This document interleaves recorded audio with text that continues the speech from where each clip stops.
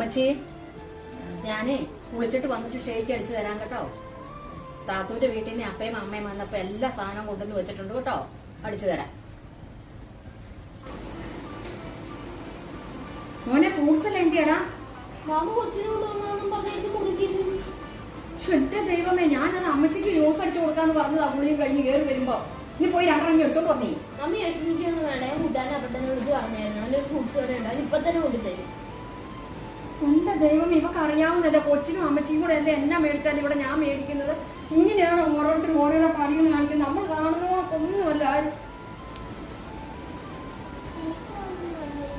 മോനും തന്നില്ലേ? സാരമില്ല കേട്ടോ.